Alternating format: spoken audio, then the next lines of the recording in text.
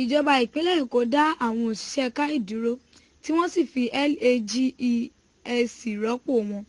Ìjọba ìpínlẹ̀ Èkó lábẹ́ àṣẹ gómìnà náà láti jẹ́ kí ìlọsíwájú bá ètò ìlera ti dá àwọn òṣìṣẹ́ KAI Kick Against Indiscipline dúró tí ó sì fi LAGESC Lagos Environment Sanitation Corps rọ́pò wọn. Ìgbésẹ̀ náà gẹ́gẹ́ bí ìjọba ìpínlẹ̀ náà jẹ́ ọ̀kan lára ìṣàkóso àyíká tuntun tí ó wà lára àwọn onímọ́tótó ìpínlẹ̀ Èkó CLI tí wọ́n ṣètò fún ìṣàkóso àwọn ohun ẹ̀gbin ní ìpínlẹ̀ náà.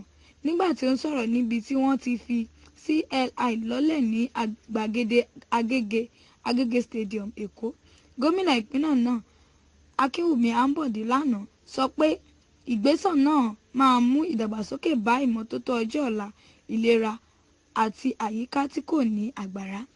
Gómìnà tí igbákejì rẹ̀ ṣojú, Mrs. Idiat Adébúlé, sọ wípé ètò náà jẹ́ àtúnṣe ọlọ́jọ́ pípẹ́ tí wọ́n farabalẹ̀ ṣètò láti kojú àwọn kùdìẹ̀kudiẹ tí ó ń kojú ìṣàkóso ìpínlẹ̀ náà. Bí ó ti rí náà, gbígbá ẹ̀gbin láti ojúlé dé ojúlé àti ọ̀nà láti gbé e lọ sí ibi tí à ń da ẹ̀gbin sí, Multinational Waste Service Company, ni a ti fún wọn ní ibì kan láti yálò pẹ̀lú irinṣẹ́ tuntun tí ó máa ki ìdọ̀tí mọ́lẹ̀ tí ó tó 600 pẹ̀lú ẹgbẹ̀rún lọ́nà ẹ̀ẹ́dẹ́gbẹ̀rún irinṣẹ́. Ibi tí wọ́n da ilẹ̀ sí tí ó jẹ́ ti iná, tí ó jẹ́ pé àwọn ẹ̀gbin tí ilé-iṣẹ́ bá ṣe, àwọn Licensed Waste Management Operator PSP ni yóò kojú rẹ̀. Gẹ́gẹ́ bí Ọmọodò Arére ṣe sọ, kọmíṣánná tí ó mójútó àyíká Mr. Babátúndé Adéjàre sọ di mímọ̀ wípé agùnbánirọ̀ tí ó tó 920 wà ní LAGESC. Èròjà gbígbá àwọn ẹ̀gbin inú omi àti ìgbálẹ̀ oníná ti jẹ́ àláriwòye tí ó wá sí ìmúṣẹ nínú ètò àyíká tuntun.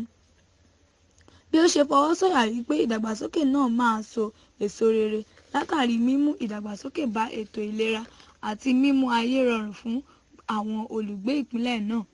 Ó tún kéde pé gómìnà ìpínlẹ̀ náà yóò fi àwọn ẹ̀ka òṣìṣẹ́ CLI mìíràn sílẹ̀ bíi gbígbá ẹ̀gbin ojúlé sójúlé, òwò, ilé-iṣẹ́, ẹ̀gbin látàrí ilé-iṣẹ́ tí ó ń ṣe egbòogi àti láti gbógun ti ohunkóhun lórí omi adágún.